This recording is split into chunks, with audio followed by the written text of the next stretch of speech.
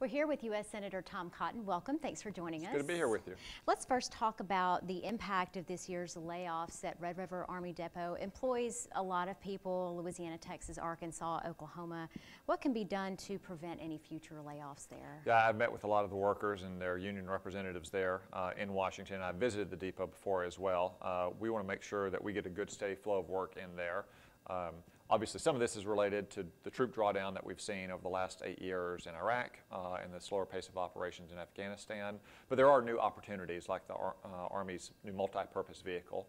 I have advocated along with the senators John Bozeman from Arkansas and the senators from Oklahoma and Texas and Louisiana that the depot should be the new depot source of repair for that vehicle. I met with General Perna from Material Command about it. We've sent him a letter. We're waiting to hear a response from that. So hopefully the depot will get that work and it'll stop any future layoffs. You mentioned a meeting with General Perna, and how did that meeting go? Yeah, it went very well. He understands that the depot has a lot of very skilled workers, that they're very patriotic. A lot of them are veterans themselves. The work they do contributes directly to what our warfighters overseas are doing. He also heard from me about the impact it has on the local economy here. And with this new potential contract, I'm hopeful that the depot will win it. We're just, like I said, waiting for a response back on that. Is there any sign on when he might make a decision? No definite deadline, but it's something that we check in on from time to time because it is so important. And the good news for the community here is because you're on the state line, because you also have workers from Louisiana and Oklahoma there, you have a lot of senators and congressmen who are pulling for the depot. Okay. Let's talk about the Farm Bill a little bit. You know, there's been a lot of debate over work requirements for SNAP recipients. What do you see happening with the Farm Bill? So I strongly support those kind of work requirements. I think able-bodied adults, not people who are disabled, not people who have young children to care for, but able-bodied adults, should have work requirements or job training or volunteer service or what have you. We've seen some decline in food stamp usage, which is good over the last 18 months, but it's still at very elevated levels. Ultimately, food stamps, welfare programs, those are not the way you make ends meet. The best welfare program we have is getting people to work and getting them onto a job. That's why job training and work requirements are so important. Now, the House bill had a version of it. I'd support that. The Senate didn't. That's one reason why I didn't support the Senate bill. It also had some issues, and we heard from some Arkansas farmers and ranchers about. So I know they're working out their differences right now between the two chambers, and we'll see when we get back into session next week where those things stand. Okay, talking about farmers, uncertainty about trade policy, of great concern to a lot of farmers in Arkansas. Where do you stand on the president's strategy? Do you see any light at the end of the tunnel for farmers? Well, a lot of our farmers and ranchers have been taken advantage of, just like our manufacturing firms have been taken advantage of in bad trade deals for decades. If you talk to rice farmers in East Arkansas, you talk to cattlemen or poultry producers, what they want is more access to foreign markets. They face too many barriers, too many tariffs, and so forth. So what the president is trying to do is use the leverage of some short-term tariffs, which do concern me somewhat, to get more access for all of our workers, all of our farmers, all of our ranchers. That's the goal here.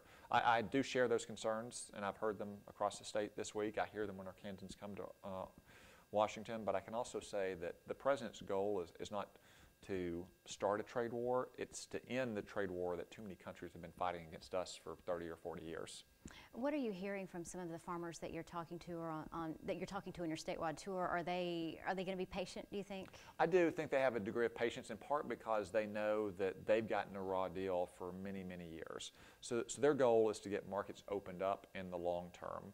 Some of them didn't even lose access to markets, for instance, because rice faces so many discriminatory barriers. So they're supportive of the goal. They do have concerns about it going on and spiraling out of control forever. But here in the short and the medium term, they know that what we're trying to do is open up more markets for Arkansas's workers and farmers and ranchers. Okay.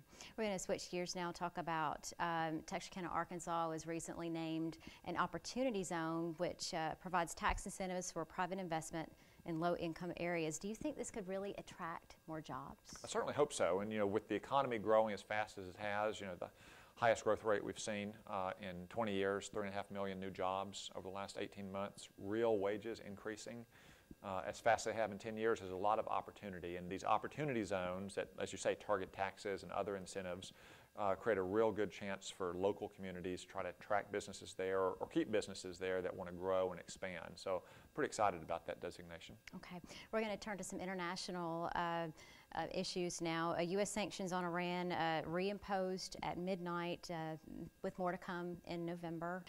What are your thoughts on that move? It's the right move. The nuclear deal with Iran was terrible. Iran got all the benefits front-loaded. They got $150 billion in sanctions relief. They got billions of dollars in pallets of cash flown in without having to give up hardly anything that was essential to their nuclear program. Stop their support for terrorism. Stop their undermining of our allies in the region and their attacks on countries like Israel. So these sanctions are the right way to go. There is more to come.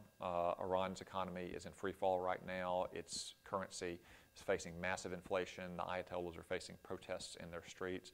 This is the right step. It's the step I advocated all along. I'm glad the president has taken it. Okay. On immigration, you and several other senators introduced legislation called the Keep Families Together and Ensure the Integrity of Immigration Laws.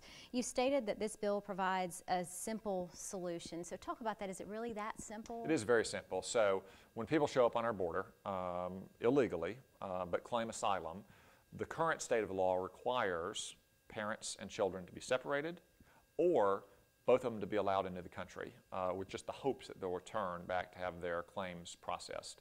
The simple solution is to keep families together at their border and promptly and swiftly adjudicate those claims. If they have a legitimate claim for asylum, then they can be admitted. If not, they need to go back. But I think that solves everyone's concerns, on the one hand, of seeing children and parents separated, but on the other hand, having a totally open borders policy. Okay. The Senate Judiciary Committee could hold a confirmation hearing for President Trump's Supreme Court nominee, Brett Kavanaugh, as early as next month. But let's talk about Merrick Garland for a second. President Obama's nominee to the High Court, he wasn't given a hearing. So how is the situation different? So with Merrick Garland and President Obama, you had an unexpected vacancy in the 8th year of the president's 8th term. We're in the middle of the election. Hillary Clinton and Donald Trump were already pretty clearly going to be the nominees. We thought it was important to let the American people make that decision. Let the American people decide who is going to make that appointment to a lifetime position on the Supreme Court. Here you have a president that's just in the 18th month of his term. I mean, and the American people very clearly knew because of the Garland situation in 2016 that whoever they elected would be making those nominations for the Supreme Court, and the Senate that they elected would be confirming those. So I expect, as you say, Judge Kavanaugh will have his hearing next month. I met with him last week. He's got a very distinguished 12-year record on the Court of Appeals, and I think he understands the key thing about being a judge in our society, which is in a democratic society where the people make the laws, the judge's role is to apply and interpret those laws, not make the law himself, not apply his own values to what he wished the law said. Okay. Final question about Russia. President Trump saying that he misspoke at the Helsinki summit with Vladimir Putin last month when he said, you know, he did not see why Russia would have meddled in the U.S. election. But do you think that he truly misspoke? And what kind of message does that send to American citizens and people around the world? Well, the president has said multiple times, both before and after that summit, that he accepts the judgment of our intelligence community agencies that Russia meddled in our election. I'm on the intelligence community. I can tell you that Russia meddled in our elections. That's just what Russia does. They've been doing it for decades. You know, some of your viewers will remember the big protests against nuclear weapons in Europe in 1983. You know, 1 million people were turning out in Europe and Central Park. A lot of that we now know is funded by the KGB at the time. This is just what Russia does. This is what they've always done. That's why we need to be vigilant against them. Most importantly, be vigilant in the machinery of our democracy, the way voters are registered and their data is stored and the way votes are counted. Second, we need to be vigilant in the way that Russian propaganda on outlets like Facebook and Twitter are used. But there's no doubt to me that Russia is meddling in our democratic system because that's what they're doing across Europe. That's what they've been doing for years. All right. Senator Tom Cotton of Arkansas, thank you for your time. Thank you. It's great to be here with you.